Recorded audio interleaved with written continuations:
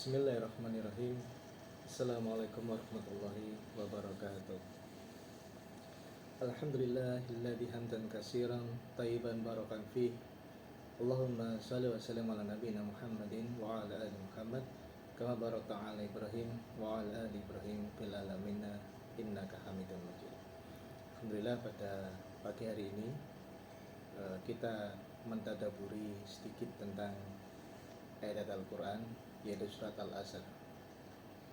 Allah Ta'ala berfirman dalam surat Al-Asr, wal ars, demi masa, bahwa sesungguhnya Allah bersumpah dengan wawu qasam. Jadi kata wal ars ini adalah wawu qasam, menunjukkan bahwa demi waktu adalah sesuatu yang sangat penting, sesuatu yang harus benar-benar kita perhatikan, dan waktu harus kita gunakan, kita manfaatkan waktu itu sebaik-baiknya untuk beribadah kepada Allah Subhanahu wa taala. Kalau kita melihat para ulama di tafsir, dalam tafsir Ibnu Katsir, tafsir Jami'ul Bayan, Imam At-Tabari, dan tafsir yang lainnya, maka makna al-asr maknanya adalah sore, ya. Ada yang menafsirkan yaitu maknanya adalah sore hari, ada yang menafsirkan yaitu siang hari, ada yang menafsirkan ya mana-mana hari antara pagi, siang sampai sore. Ya, maka penafsiran al-asr ini adalah yang roji, ya, dari pendapat para ulama adalah yaitu maknanya adalah pada pagi sampai siang dan sore hari. Ya. Ini makna dari al-asr. Maka kalau kita melihat bahwa mana al-asr ini menunjukkan sesuatu yang harus kita ketahui dan kita perhatikan secara seksama, bahwa seorang muslim berkewajiban dalam kehidupan dia untuk senantiasa memanfaatkan waktu dengan baik. Sebagaimana Allah Ta'ala berfirman dalam surat Az-Zariyat ayat 56, wa ma khalaqatul jinna wal insa illa liya'budun. Ini adalah aku menciptakan ya jin dan manusia melainkan untuk beribadah kepada aku, kata Allah Subhanahu wa taala. Maka dari sini waktu-waktu yang kita lalui sebagai seorang muslim, ayo marilah kita manfaatkan dengan sebaik-baiknya, kita gunakan dengan beramal ibadah sebanyak-banyaknya kepada Allah Subhanahu wa taala. Ya, karena banyak Rasulullah SAW menegaskan dalam hadisnya, ya, banyak manusia lalai, ya, pada dua waktu, yaitu as-siha, ya, yaitu waktu sehat, ya. Ini banyak manusia ini lalai ketika waktu sehat, mereka banyak menggunakan waktu tersebut untuk maksiat kepada Allah Subhanahu wa taala. Naudzubillah. Maka kita gunakan waktu sehat kita semaksimal mungkin untuk beribadah kepada Allah. Dan waktu-waktu yaitu waktu sibuk, waktu luang, ya. Waktu luang yang kedua ini banyak juga orang lalai di waktu luang, tengah-tengah kesibukan kita, ketika kita istirahat dan sebagainya, banyak kita manusia ya menggunakan hal-hal yang sia-sia, ya. Padahal Nabi SAW menjelaskan dalam sebuah hadis riwayat Imam Tirmidzi, min husnil islami mar'i tarkuh ma la ya'nihi. Salah satu tanda baiknya keislaman seorang adalah ketika dia mengerjakan sesuatu atau meninggalkan sesuatu yang tidak bermanfaat untuk dirinya, ya.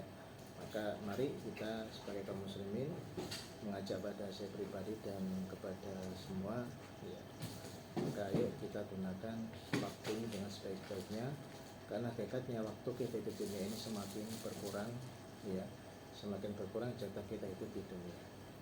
Kemudian innal insana lafi khusr.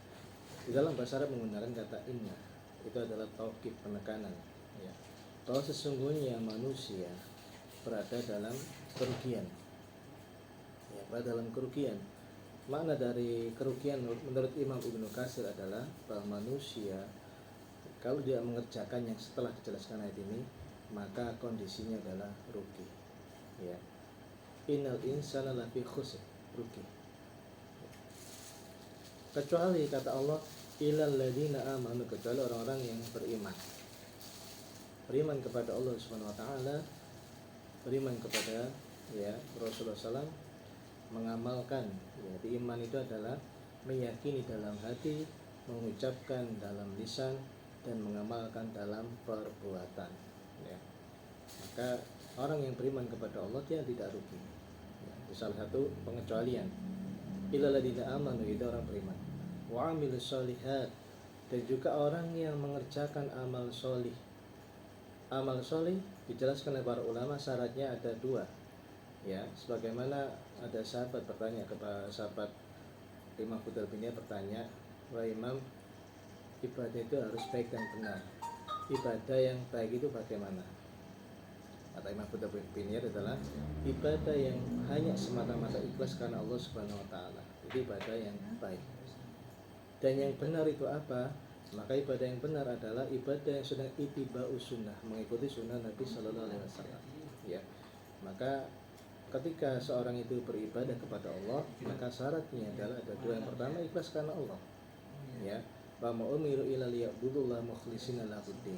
Dan adalah memerintahkan kepada kamu melainkan untuk memberikan ketaatan kepadaku, yaitu ikhlas ya. Innamal a'malu binniyat wa innamal likulli imri'in ma nawa.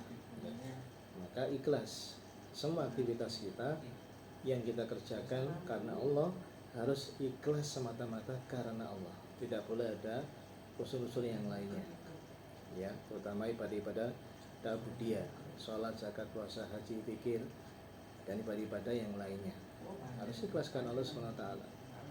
Kemudian syarat yang kedua ya, amalan itu amalan yang sholih adalah harus benar, ittiba'us sunnah, yaitu mengikuti sunnah Nabi Shallallahu Alaihi Wasallam ya. Sebagaimana Nabi menjelaskan, man amil amalan laisa ali amrina fahuwa radd ya. Bersiapa mengerjakan suatu amalan ibadah yang ada tuntunan dari aku maka akan tertolak ya.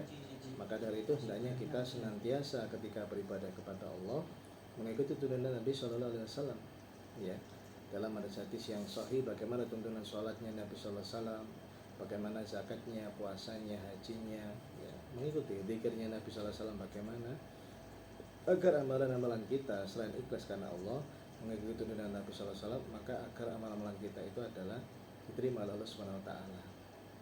Ya, maka itu yang dimaksud amal soleh adalah ikhlas karena Allah dan mengikuti tuntunan Nabi Sallallahu Alaihi Wasallam. Kemudian apa? Watawassaw bil haqq. Ya, saling berpesan kepada kebenaran. Maka kita sebagai kaum muslimin wajib kita bertakwa kepada Allah. Sebagaimana firman Allah Ta'ala dalam surah An-Nahl ayat 125 ya. Apa namanya? Ud'u ila sabili rabbika bil hikmah wal mau'izatil hasanah wa jadil millati ahsan. Ud'u ila sabili rabbika bil hikmah. Serulah manusia ke jalan Tuhanmu dengan hikmah ya. Wal mau'izatil hasanah, yaitu dengan nasihat yang baik, mau'izah hasanah. Wa jadilhum billati ahsan, dan debatkan mereka dengan cara yang baik. Maka yang dimaksud hikmah di sini kata para ulama, kalau kita melihat tafsir Ibnu Katsir, tafsir Al-Baghawi, hikmah adalah menempatkan sesuatu ya pada tempatnya. Atau mana yang lain adalah hikmah adalah sesuai dengan Al-Qur'an dan As-Sunnah. Itu hikmah. Ya, maka kita memberikan pesan kepada saudara kita dari pesan-pesan dari Al-Qur'an dan As-Sunnah ya. Kemudian apa? Wal mau'izatil hasanah, nasihat yang baik. Kapan kita memberi nasihat yang baik? Ketika ada saudara-saudara kita mungkin enggan mengerjakan sholat ya, sholat 5 waktu misalkan, atau mungkin enggan untuk puasa Ramadan dan sebagainya, maka kita beri nasihat yang baik ya, bahwa sholat adalah hukumnya wajib. Beri mau'izah hasanah.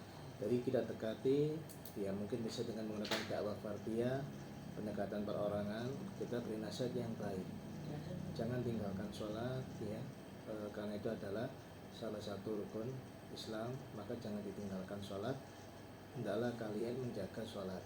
Diberi nasihat yang mau'izah hasanah, yaitu nasihat-nasihat yang baik yang membuat hatinya kembali dari kemaksiatan kepada ketaatan. Kemudian wajadil billati ahsan, debatkan mereka dengan cara-cara yang baik. Kalau ada yang ingin bertanya kepada kita, ya kita jawab dengan baik. Misalkan ada yang bertanya bagaimana hukumnya menutup aurat, maka hukumnya wajib. Kita sampaikan bagaimana hukumnya sholat, ya kita sampaikan bahwa sholat 5 waktu hukumnya wajib. Bagaimana hukumnya puasa Ramadan, kita sampaikan hukumnya itu wajib. Ya, debat. Karena ketika dia bertanya kita jawab dengan baik, kita nggak perlu marah, ya kita jelaskan dengan baik. Maka insya Allah dengan penjelasan yang baik itu, jawaban-jawaban yang bisa memuaskan ya, atau memahamkan pemahaman dia, maka insya Allah kita termasuk wajadilhum billati hiya ya, kita berdiskusi tanya jawab dengan cara-cara yang ahsan, dengan cara-cara yang baik ya.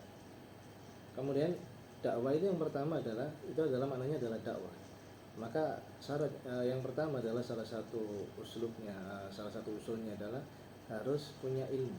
Seorang dai ketika sebelum dia menyampaikan, dia harus mengilmui apa yang dia sampaikan ya. Itu yang pertama. Yang kedua adalah dia harus lemah lembut ya. Faqala lahu qalan layyina lalahu yatadhakkaru aw yakhsha. Wahai Musa, pergilah engkau bersama Harun kepada Fir'aun. Faqala lahu qalan layyina, maka ucapkanlah dengan perkataan yang lain. Lain ini dalam bahasa Arab artinya adalah lemah lembut ya. Lalahu yatadhakkaru yakhsha, agar Fir'aun ini ingat kepada Allah dan dia takut kepada Allah ya. Ingat kepada Allah dan dia yakhsha, dia juga takut kepada Allah. Kalau kita menghadapi Fir'aun aja disuruh Nabi Musa itu qala lain, pakai lemah lembut. Fir'aun itu orang kafir, mengaku dirinya Tuhan. Kalau itu hanya disuruh dengan Fir'aun aja kita disuruh lemah lembut, maka ketika kita berhadapan dengan sama saudara kita muslim ya, maka kita harus lebih lemah lembut lagi dalam menyampaikan. Dalam ini harus lemah lembut lagi. Dengan orang yang jelas mengaku Tuhan kafir aja kita disuruh lemah lembut menyampaikan, apalagi dengan orang-orang sama muslim. Kemudian usul yang terakhir dakwah adalah sabar ya. Maka innama yafasabiruna ajrum bighairi hisab ya. Jadi usul yang terakhir dakwah adalah sabar dan mendoakan. Ketika kita berdakwah kepada seorang, sudah berilmu, sudah menyampaikan dengan lemah lembut, kita sabar menahan celaan dia, menahan celaan dan sebagainya, kemudian sabar dengan gangguan dia. Kemudian kita mendoakan, sabar itu dengan mendoakan dia, semoga dia diberi hidayah, orang-orang yang sudah pernah kita dakwah. Kemudian yang terakhir adalah watawassaw bisabr ya, saling berpesan kepada yaitu kesabaran ya, sebagaimana tadi ayat sebelumnya salah satu landasan dakwah adalah sabar, maka yang terakhir ini adalah berpesan pada kesabaran ya. Bagaimana ketika seorang ada terkena musibah, maka kita hibur hatinya, kita hibur dia, kita ajak untuk bersabar kepada Allah Subhanahu wa taala sembari mengucapkan innalillahi wa inna ilaihi raji'un.